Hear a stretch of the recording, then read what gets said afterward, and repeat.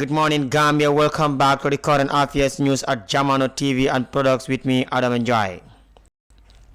Our headlines today on the Standard newspaper as follow: Gitteh walks out and Ceesay elected. The 14 political parties not expected to contest votes in West Coast region. Dr. Jallo says fighting corruption requires political will. And headlines 4 says court tells prosecution to put house in order in treason trial. And now we read the news in details. Gitteh walks out and Ceesay elected. Under this, the NPP West Coast run-off primaries by Tabora Boyang on the Standard newspaper. She said there were dramatic scenes in Brikama yesterday as the governing National People's Party attempted to stage a runoff for the party's ticket for the chairmanship election between top contenders Ahmad Gitteh and Ceesay. The party held an exclusive election last week following with it called a stalemate between Ceesay and Gitteh. Mr. Gitteh had said he was robbed after his winning vote was declared invalid. He vowed never take part in any more election process. However, Mr. Gitteh was present at yesterday's reunion but demanded his name to be removed from the ballot. This was not granted and Mr. Gitteh walked out as officials went ahead to hold the contest, declaring Ceesay as winner with 48 votes against Gitteh's 22. And Gitteh's campaign team said he is a victim of betrayal. They are denying us with the right to contest for the NPP, but as President Barrow himself always say, you can own your party, but you cannot own the people, his supporters chanted. Following voting, NPP's first Deputy National President and Minister of Agriculture Demba Sabali said the 68 vote delegates participated in the election out of 79 delegates, from which 646 votes for Ceesay and 22 voted for Ahmed Gitteh. The process is clear and transparent, and I want to urge those who are angry to understand that we are all from the same family and we should rally behind Ceesay and support him to make sure he becomes the next chairman. Mr. Sabali said the NPP's campaign manager Lamin Champ warned against blame games, saying the runoff is only a formality since God has decided who will be the party's flag bearer before yesterday. All political analysts are of the belief that West Coast is a battleground. We don't expect toughest fights in other regions, but with West Coast and missing out on it means losing all. We cannot afford to allow the UDP to take over here because that will be a disaster for the people of West Coast, the NPP and the Gambia by extensions, Champ warned. In his acceptance remarks, Ceesay thanks the delegates and the National People's Party top brass for the bestowing their trust and confidence in him. He urged supporters to tie their belts and start work immediately to ensure they win the back chairmanship.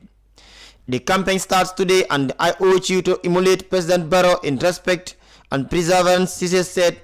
Presidential advisor Sehu Mbalo said the organizing committee came under a lot of pressure, but it did not deter them from delivering justice.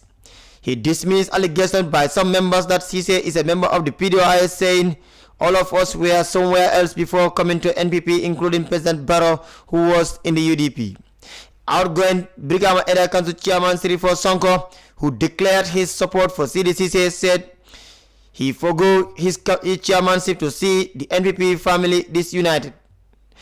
From this unity, he described Ceesay as a loyal member of the NPP, which he manifested in the 2021 presidential election. Siri was quiet because of his job as a journalist, Sirifo Sonko said. But the 14 political parties not expected to contest wards in West Coast region. Also on the Standard newspaper by Amadou Jadama, as nominations open for area councillors in the upcoming local government elections. The regional electoral officer for West Coast, Faraba Jane, has confirmed to the Standard that they are not expecting candidates from the 14 registered political parties because they did not collect nomination forms in the first place. Mr. Jane was speaking to our reporter in his office at the end of the day, first day of the nomination yesterday, when both ANRD and APP failed to show up on their scheduled date. He revealed that full list of the 14 parties as follows: ANRD, APP, CADP, and GANU, GAP, GFA, GMC, NCP, and NRP, NUP, PAP, PPP, and GPDP.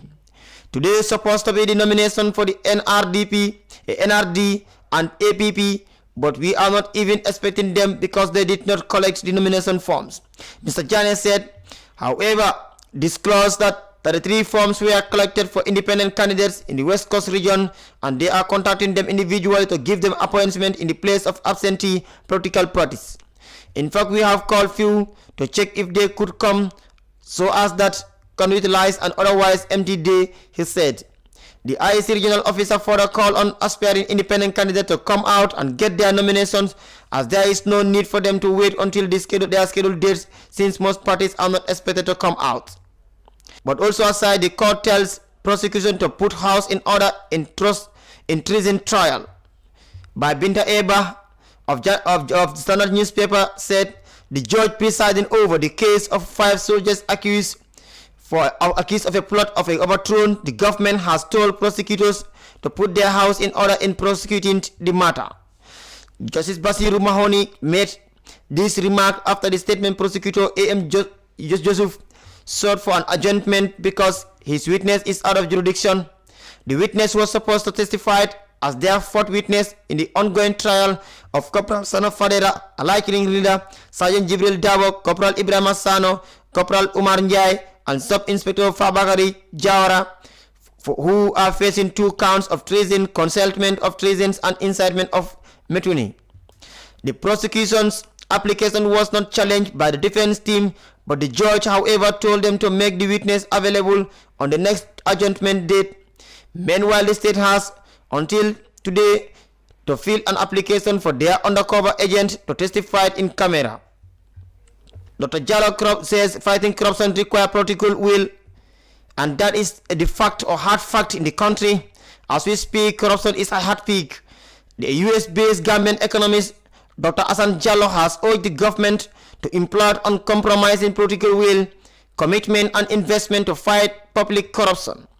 Reacting to these sentences of former fisheries PS Dr. Bamba Banja and recent reports of corruption scandal, Dr. Jallo said, fighting corruption requires the government, mainly through the executive, to invest in technology that can help improve data integrity, financial transparency, and accountability, supported by laws, instruments, policies, and legislations, where the legislature, the judicial, the media, civil service, and the citizens have a critical role to play.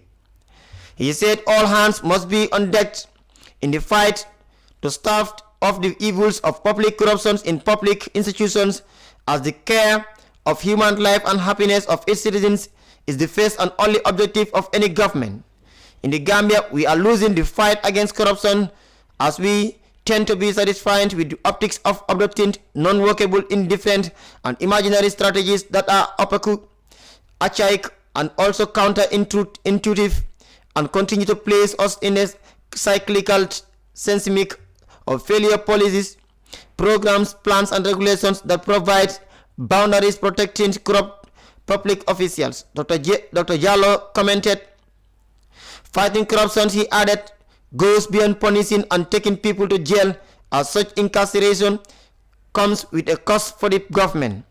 Fiscal responsibility reminded us of this tax that at best it is wise to deploy public resources to more needed critical areas to strengthen governance by captivating the culture of ethics through our schools and public institutions to build honest, dedicated, committed, truthful, highly qualified, and competent presence of future public servants whose roles are to exert citizens and centric authority and ensure that public resources are expanded for general use based on ethics, professionalism, transparency, and accountability, and not as transactional personal funds through graft schemes, or he said. He argued that public corruption has become an incentivized epidemic in the New Gambia, with the visibility of seeing public officials living beyond their means. Because of this reasoning, public corruption has grown, and those It increases at an unimaginable speed and form that is beyond the speed of light and motion. As one can see, the status of this cancerous delight taking over public resources by individuals and their cronies in the grand scheme of things, as if the public pursuit is a private and family entity, Dr. Jallow added. He said even if the evidence suggests that they are corrupt based on the display of their physical outlays, structures, and capital equipment, it will still be challenging to prove in a court of competent jurisdictions, as always are bankable on the principles of presumption of innocence until proven guilty. Therefore, one must be answerable to their crimes on the probability of uncontested evidence and under the flood of excellence and identifiable audit trails to serve as the seats of evidence before our law courts. That was the message by Dr. Jallow, a Gambian based in UK. And now we recap on our main stories. Gitteh walks out and Ceesay elected as NPP candidate for Brikama Area Council. 14 political parties not expected to contest wards in West Coast region. Dr. Jallow says fighting corruption requires political will, and court tells prosecution to put house in order in treason trial. Thank you for joining us. I am your English presenter Adam Njai at Jamano Media TV. Thank you.